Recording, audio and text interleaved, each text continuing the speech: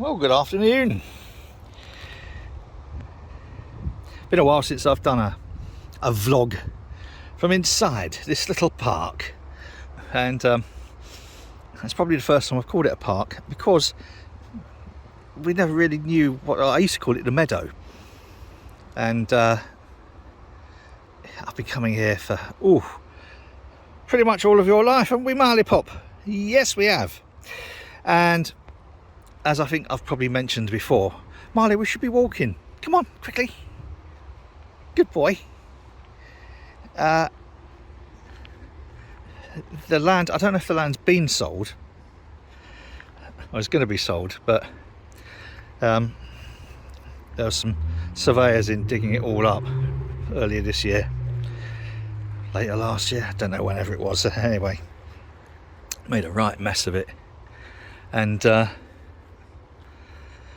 one of the developers, who I think's probably got into bed with Clive Betts, the local MP, not necessarily one of the better MPs. He was pretty shit as a councillor, and he's now pretty shit as an MP as well. But he seems to be in bed with this developer to put some luxury accommodation, I think 800 houses. 800 houses, yeah. And they're calling it the Attercliffe. Come on, pup. Attercliffe River Waterside or something. Well, it isn't. It's a fucking canal for a start. But anyway, one of the developers has actually gone on record recently as saying Sheffield doesn't need any more parks. I shit you not. Sheffield doesn't need any more parks, does it, Marley? Oh, it's ever so hot for you, isn't it? And I've tried to wait until later in the day when it's not quite as hot. Shall we be friends, Mr. Magpie? Shall we? I know people class them as vermin and that now, but they are beautiful birds. Are you beautiful? Are you? Yes, so this fucking developer, Sheffield doesn't need any more parks. And I just thought that fucking sums it up, doesn't it? For a start, is likely to be one of those wankers that doesn't fucking live here. He's going to make a fucking fortune. 800 houses. 800 houses. I mean, the footprint for this place surely doesn't. Yeah, anyway. But apparently, where are you going now? Are you trying to lure me into the woods? You cheeky little bird, yeah. It's not happening. I'm in the... Marley, come on. Good boy. We're supposed to be exercising, walking and stuff. So anyway, they've knocked plans for this on the head at the moment. So the development's not going ahead immediately, which is a good thing. So it means, you know, we get a little bit more time. I'm watching you. Come on, quickly. I don't want you finding something dead to roll in again. Come on. So it means we get to enjoy this for a little bit longer. But here's the thing, and I would like somebody who knows about these things. Where I grew up, spent a lot of my formative years anyway. Didn't really grow up there. I haven't really grown up. When I do eventually grow up, believe me, you'll be the first to know about it. But this place where I spent my formative years, little ferry port, fishing port in Sussex between Brighton and Eastbourne, called Newhaven, which is about 7 miles south of Lewes, which is one of my favourite towns. 2 fantastic breweries, a traditional one, Harvey's, and a newish one called Beak. If you don't know of them, find out. So growing up there, they have a tidal sandy beach by the breakwater. Now the breakwater, we used to call it the pier, and it's a sort of like concrete-y thing with a lighthouse on the end. And as I was growing up, we'd always be down there at the weekends until I was old enough to jump on the ferry and fuck off to Dieppe for the weekend. For free, by the way, because I used to work for Sea-Link, British Rail, Sea-Link. Anyway, that's enough of that story. But they got this sandy beach, which when the tide goes out, beautiful, wonderful. I'm not sure how long ago it was, 10, 15 odd years ago, all of that was sold to, sadly, and I'll qualify this in a moment, a French port authority. Now my problem isn't with them being French, it's the fact that they were sold to a port authority who closed the sandy beach off and blocked off access to the pier stroke breakwater. Now all the fishermen used to go on there, and I know I'm not a great fan of fishermen, but you know, for generations people have fished off there, for generations people have been on the sandy beach.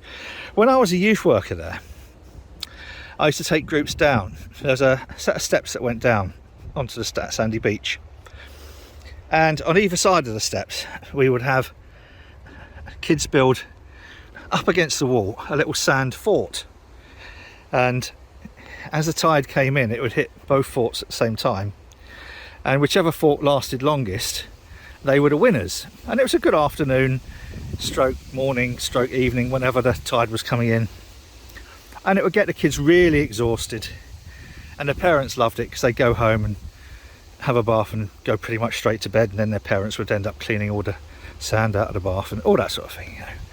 But the point, yes, I did just wave to her. Of course I waved to her. You should always wave at a pretty girl.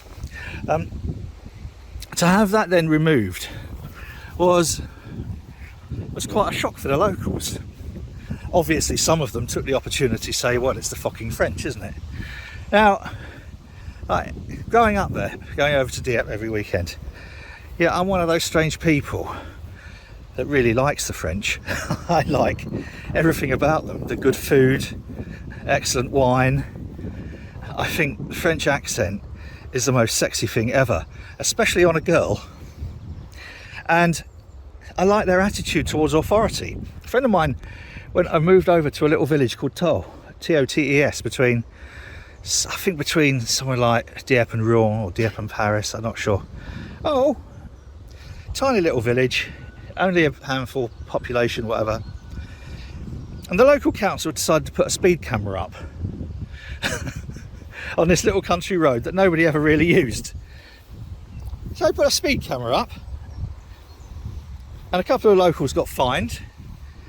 So a few weeks later, all the locals decided to gather around the speed camera, have a barbecue, then they all got their shotguns out and blasted it to smithereens. So the council put another one up, and that got blasted to smithereens.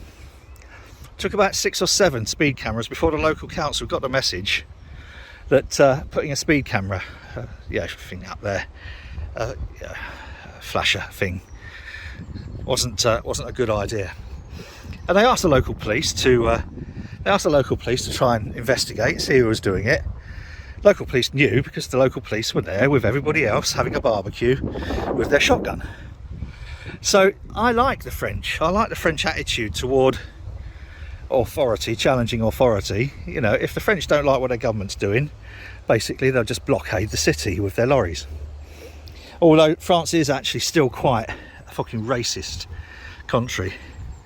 And they are trying to bring in, under Macron, some quite punitive legislation. One of the new laws is that it's going to be illegal to film the police.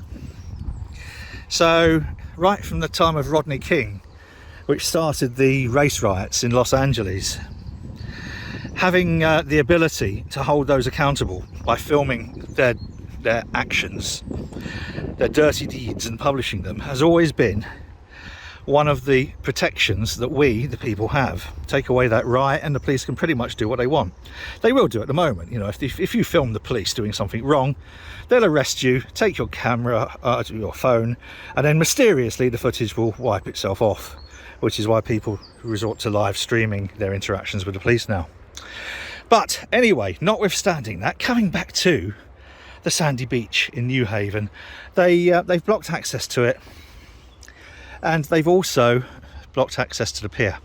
One of the strategies that some of the locals tried there was to declare the beach a village green. Now there is some kind of like strange old law, and I'm not sure whether the Tories have got rid of it yet, but village greens are protected. So they tried enacting that, and I think that they only failed on the fact that for the majority of the day it's underwater. I don't know, that might not necessarily be the case. So I'm wondering whether, if that law is a law, or if there is some kind of protection, whether we could organise to make this place here. Because I do love this. Look at this. This is beautiful. Could we have this declared a village green? This was actually covenanted for community use. It shouldn't really have been sold off. Now, the only other thing, which I've muted once or twice before, Marley, come on, darling. Good boy. Is we've got lots of these trees here. I'm wondering, can we put some bat boxes up there? Does anybody know? I've been looking at bat boxes and they're not right difficult to build. But would we be able to get some bat boxes up there? I'm sure we could. I mean, there must be loads of people I know, climbers and stuff, who could get up a tree and screw a fucking bat box to it. And how do we make it more? Because once the bat's in residence, as it were, it's illegal to disturb them. So that would at least protect these trees. So that's my other strange way of perhaps protecting this wonderful little bit of green space here in the heart of the industrial bit of Sheffield. Anybody who knows or has any other further suggestions, apart from winning the lottery and then buying the piece of land and saving it for the people of Sheffield, which I would do actually, but I don't do the lottery, and I'm not going to start just in the hope of a billion to trillion to one chance of winning to do this. But there we are, a little update on our little meadow, on our little place of sanctuary, our little escape, isn't it, Marley Pop? And probably, you know, this is going under vlog because this isn't anything to do with anything else. I'm currently in that bit between being on the boat and not being on the boat.